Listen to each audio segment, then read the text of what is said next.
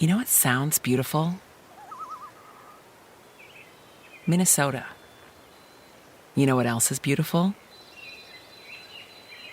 Knowing that the lottery has generated billions of dollars for our state. Money that has gone to help protect wildlife and habitat and improve our air and water quality. At the Minnesota Lottery, we're playing our part. You can too. Just say, I'm in.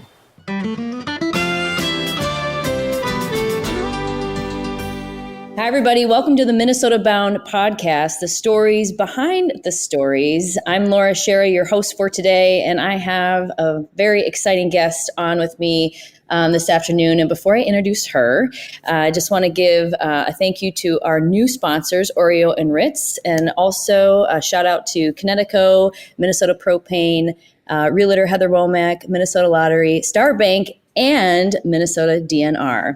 And speaking of Minnesota DNR, I have the pleasure of having our first female DNR commissioner of Minnesota, Sarah Strommen, on the podcast today. Sarah, thank you so much for joining us. Well, it's my pleasure to be here, Laura. Thanks so much for the invitation to join you today. Yes, I'm so excited to chat with you because, you know, you definitely are someone who took the road less traveled and you're a trailblazer, you know, as far as women participating and working in the outdoor industry. And, you know, over the last 10 years, I think we can all say there's been a significant increase in females participating in outdoor sports and recreation. And why do you think that is? Well, I think it's something that,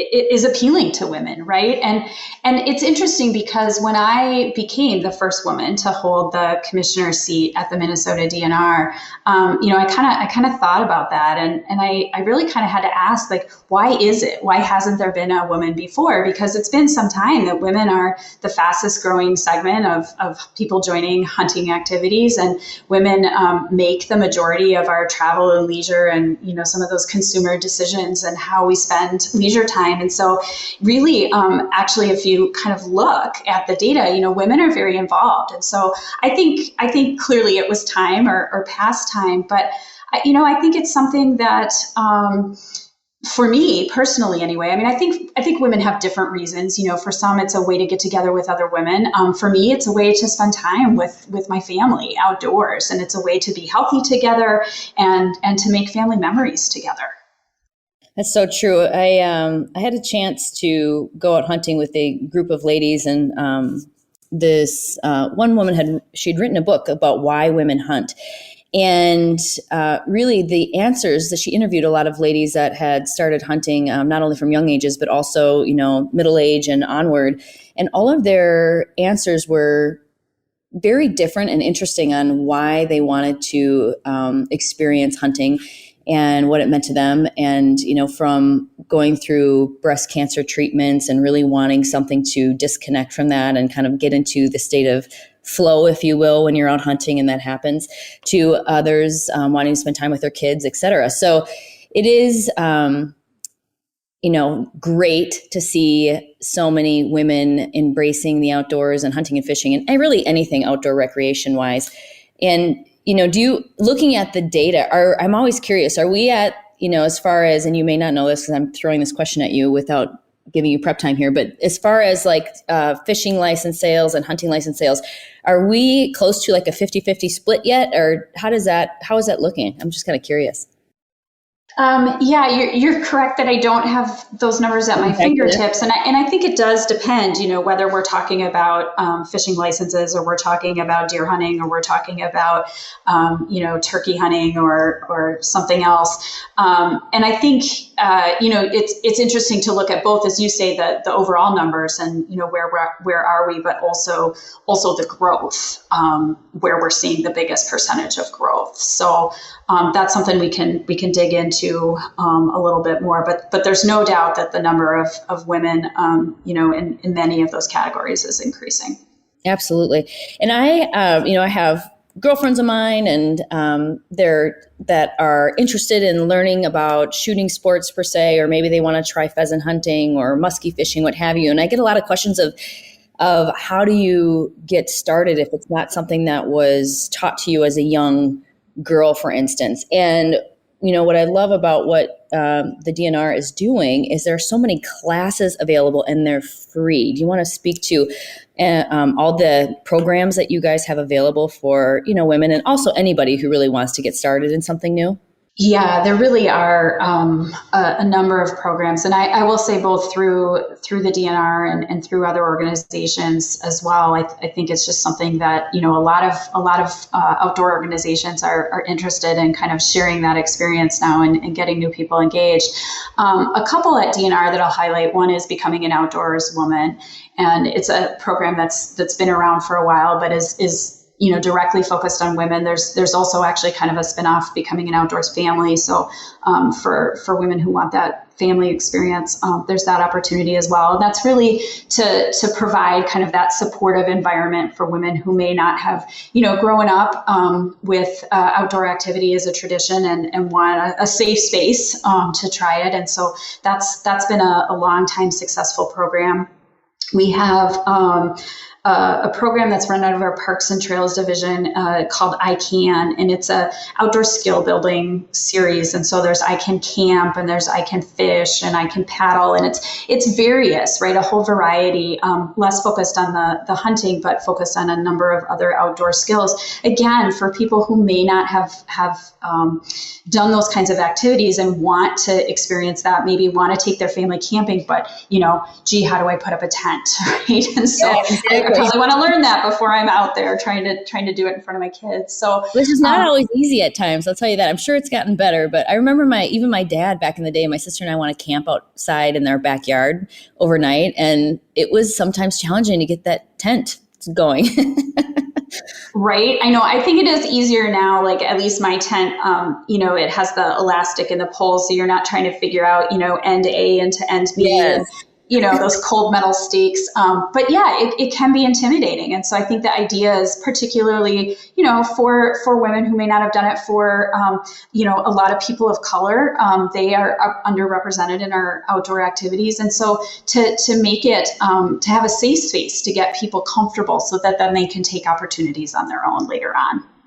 Absolutely. And I just had the email sent to me of some of your classes for May. And I just want to let our listeners know there are so many wonderful classes that you guys are offering. These are webinars currently. And they're free once again. And one of them is shotgun selection tips for women, which is, very important. A lot of ladies, and I think sometimes men don't understand, if you're asking a female to shoot with a gun that fits a male, it's almost like asking him to golf with men's golf clubs, right? So you definitely need a great fit for a shotgun when you're hunting or shooting sports. You have intro to fly fishing, spring foraging for wild foods, ramps, morels, fiddleheads, take mom fishing, open water walleye fishing basics, and it goes on. And this is just for the month of May. Yeah. And, I think that's one of the really maybe more positive things that have come out of the pandemic is needing to sort of move to more online formats instead of in-person formats. It's really been able to, I think, stretch people's creativity and innovation and widen the selection of opportunities that we have online. And then they're easy to do free and accessible programs to folks. And so there really is a wonderful selection, and it's a great, easy way to get some tips and to improve on some skills. And thanks for advertising those, because we hope people find those useful. I did, and I put them up on my Instagram page too, because I mean, it's such a wonderful resource. And I can tell you again, I have a lot of people asking, if they're a single parent or something and their son wants to start fishing, where do they go? So it is a really fantastic offering that you guys give to the public, and that it's free is great. And you mentioned COVID and the outdoors, and I want to chat about that next. But before we get there, I want to thank our newest sponsor, Nabisco. Today is a day for adventure. Cub has all the Nabisco snacks you need to make sure adventure is delicious from start to finish. Life just tastes sweeter when you share Oreo cookies on the trail, when you crunch Ritz crackers at the campsite, or rock the boat with Ritz Cheese Crispers. Stop a Cub on the way to your adventure. The great outdoors is calling. Don't forget your snacks. Also, do you know what it really costs to heat your water, home, cabin, business? No? Well, guess what? We do. Based on the data from the U.S. Department of Energy, the annual average savings for homes that heat their water with propane rather than electricity is $175. You can save energy and get 2.5 times as much hot water compared to an average electric water heater. Let's save energy and money with cleaner, greener fuel, propane. The right energy right now. All right, Sarah, let's chat about COVID and the outdoors. And if there's one little blessing in all of the pandemic is that really a lot of us were awakened to how much the outdoors is a blessing to us. And we started to spend a lot more time outside. And, I actually just did a story on winter bird feeding, and the winter bird feeding store had a great year because people were even noticing birds in their backyard. So, the outdoors has a really great ability to calm and soothe and heal. And I know with fishing licenses and things like that, you were also noticing a lot more people outside. Is that right? It's so true. And I think I can't imagine anybody not noticing, from just, your neighborhood, people out walking, people in local parks, to people out on the waters, whether they're fishing or boating, to people in our state parks. Really, we saw people get outdoors in record numbers this past year.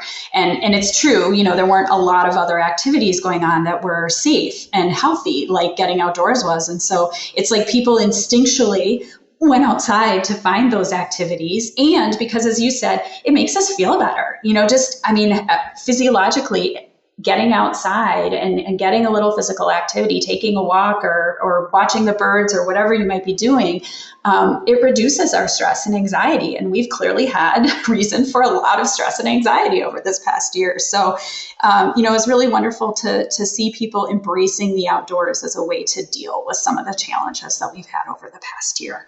Totally agree. And I think I think people underestimate the mental health benefits of spending time outside. Today there's so much technology, and especially with kids and gaming and things like that, that sometimes you forget on how good it is for you to go outside and sit in stillness and really kind of get curious about the wonders of nature, even if it is for 5 minutes, what that can do to your stress levels and how beneficial that is for your health. It really is beneficial for your health. Yeah, it's so true. And I think, we probably all have stories. There's a reason I take my dogs for a walk every day after I've had a long day in front of my computer.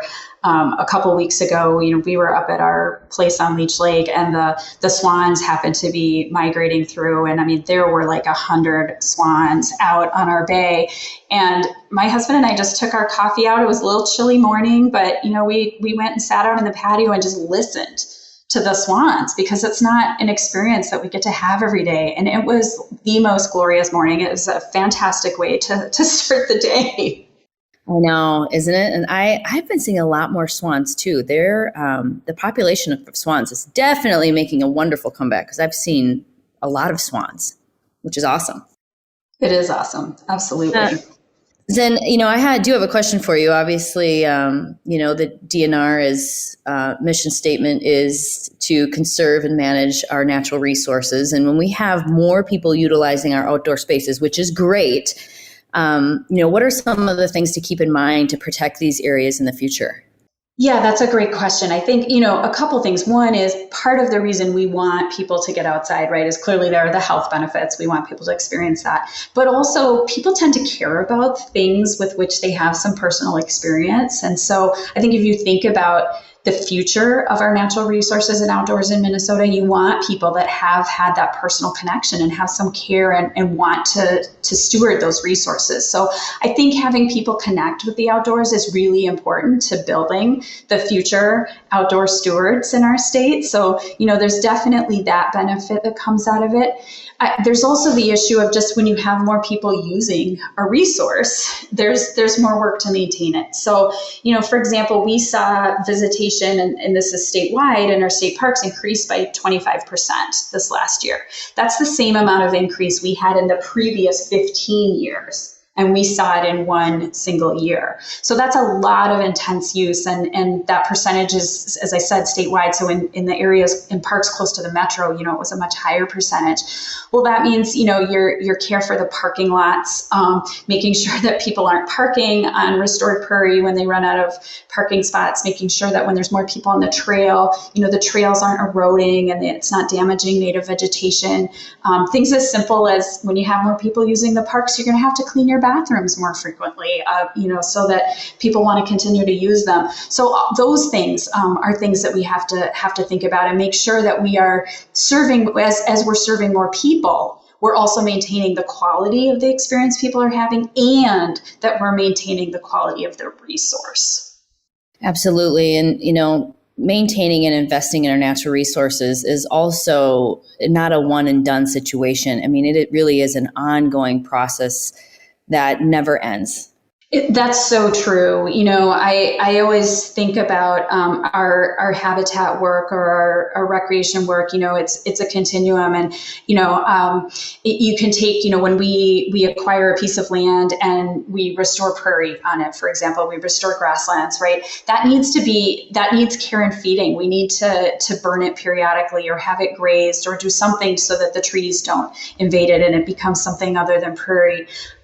If you look at something like that we take for granted, I think every day in Minnesota, our public water access infrastructure, our boat ramps, that is infrastructure that as a state we invested in, and in some cases invested in quite some time ago. And I think people will see variation, right? Some of the accesses are very modern and nice, and some of them, are remnants from the initial investments. And so that's something, right? In order for people to use them and enjoy them, we need to continue to maintain them. There's annual maintenance to do, put the docks out, make sure the ramp is in good condition if we've had ice heaves, but also as needs change, as boats have gotten bigger, as we now have to worry about aquatic invasive species and have places to pull over and tie down your boat and make sure that you're cleaned and drained and dry. Those are things now that we have to accommodate. And so that takes renewed investment. And so I think one of the things that I would point out from all of these people connecting to the outdoors right now is they can use those opportunities because we've invested as a state in the past. And I think it's a really good reminder to think ahead too, and remember that we need to continue to invest. And I think this is really a critical time for us to think about reinvesting in our outdoors and natural resources in Minnesota. It sure is. And, for people at home, they're able to, really invest in helping natural resources just right from their homes. Are there things that people can do as individuals, kind of everyday things within their house or within their neighborhood that can help keep our natural resources in good shape?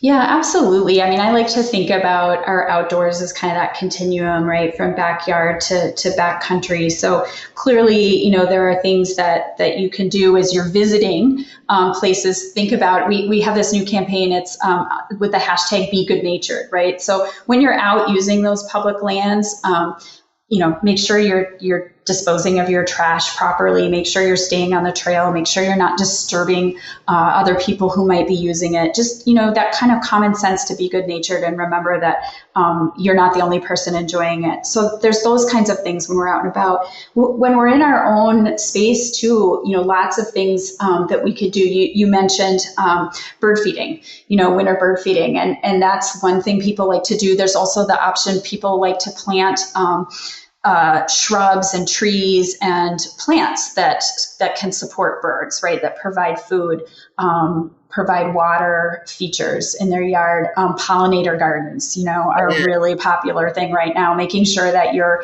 yard is pollinator friendly is something that people can do. Absolutely. That's a big one. Helping our pollinators from, the monarch butterfly to our honeybees and things like that. I actually had an opportunity to attend, this is before COVID, a dragonfly festival.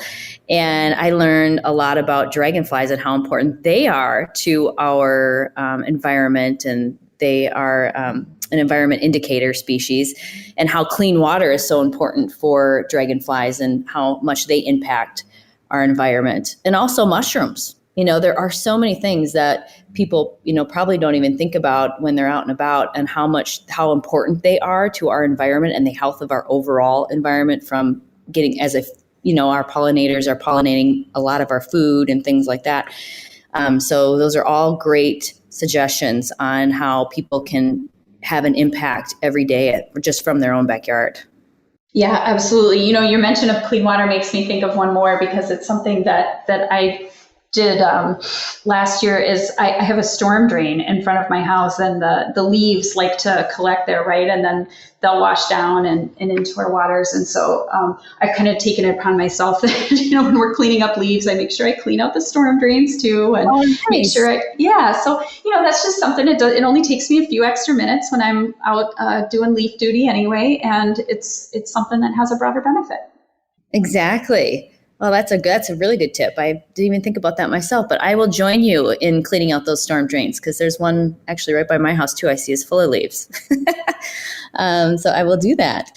So, perfect. And I have a couple more questions for you, just on general advice of young men and women that want to get involved in, the outdoor industry. But before we get there, I am picky when it comes to clean water. Speaking of, I'm picky when it comes to my drinking water. I have a reverse osmosis drinking water system. I love it. It's by Kinetico. It takes out the contaminants in the water. It removes chlorine. Of course, it tastes great. And speaking of keeping our environment clean, having Kinetico means that I use less plastic water bottles, and those that have Kinetico also use less plastic water bottles, which of course is a huge bonus for our environment. So for more information, you can visit Kinetico.com to find a dealer near you.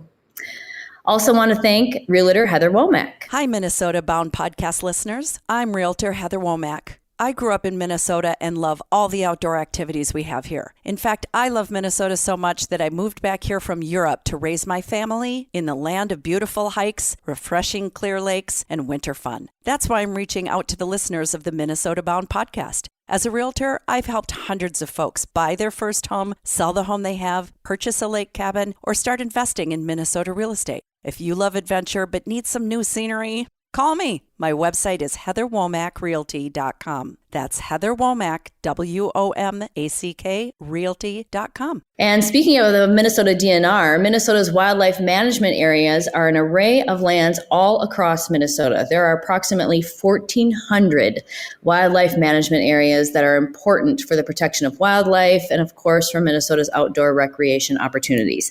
To find out more about Minnesota's wildlife management areas, you can go to mndnr.gov/WMAS. All right, Sarah, I have a couple of closing questions for you. Is there any advice, again, you're a total rock star and trailblazer in the world of ladies, participating in the outdoors, but also working in the outdoor industry. If there's young ladies and even young men that want to follow in your footsteps as far as either participating in the outdoors or working in that industry, is there any advice that you would give them? Well, a couple things. I think for participation, I think we've already talked about, some of the, if it's not something that's familiar to you, join an online class, join a club, find a friend. It's always fun to make these social activities as well. And I would say, sometimes you might feel that you have to already know how to do something, but really there's a whole variety of activities. There's a whole variety of skill levels. And I really would just say, find your own path and don't necessarily worry about if it's different than the path you see somebody else using, because that's okay. And then I think in the work, in the field, clearly there's thinking about education in the wildlife or fish or outdoors and environmental fields. That's a path I took. There's also many other experiences. I often tell people my experience serving on a city council and learning how to work with people and make decisions, which now I do about our outdoors, was incredible experience for the role that I play now too. And, didn't necessarily always relate to the outdoors, but has been really good and relevant experience. So I also really encourage people to think broadly about, sets of skills that might transfer to this work in the outdoors. Very good advice. And my last question for you is, what is the legacy or impact that you would like to leave on our state's natural resources, being the leader of our DNR? Well, I think a couple things that I would say. One is this concept of future funding and the investment. And we have a wonderful system in Minnesota. It's something that we've really valued. But as the user base changes, we need to think about where the funding of the future comes from. So we're going to launch a project to engage Minnesotans in that conversation about how do we pay for these things we love going forward. And so that is something that I hope to leave when we get that done. And I think the other thing is just, demonstrating that the outdoors is for everyone. And it is for women. It is for people of color and, people who traditionally haven't played as a prominent role in whether it's in the profession or whether it's in recreation, and just being that face to show representation and to making it a welcoming, inclusive space for everybody is something that I really feel personally strongly about, given my own path here. So I think those are the two things that I most would like to have made a dent in during my time here.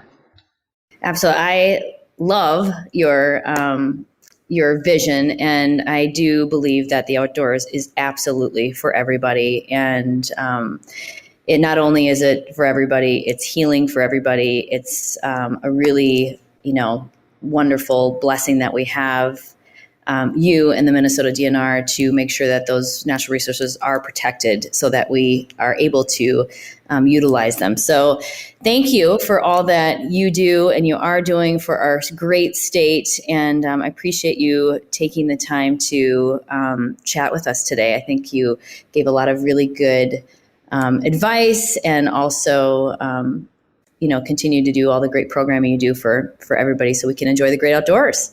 Well, this has been a fun conversation, and I appreciate all you do for the outdoors and for also representing women in the outdoors. And so it's always great when we can do it together.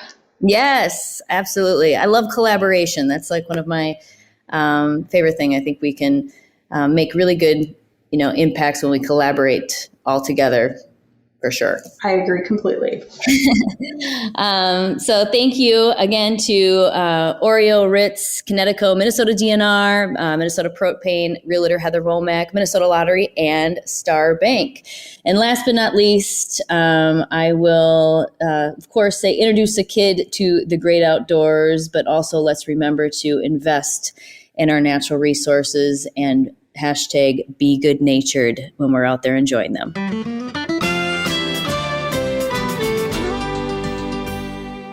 Hi there, Ron Schara here for Star Bank. If you're putting your money into mega banks down the street, who knows where that money's being used? Bank locally. Keep your money local with a community bank that actually cares about you, your family, your business, and your goals. Check out the bank we use at Minnesota Bound. Try Minnesota's own Star Bank. You can find them online at starbank.net. When you call Star Bank, you actually hear a real living person answering the phone. Star Bank has 10 convenient locations around Minnesota to serve you and all the mobile banking products that you need to manage your money. Check out all that Star Bank has to offer at starbank.net.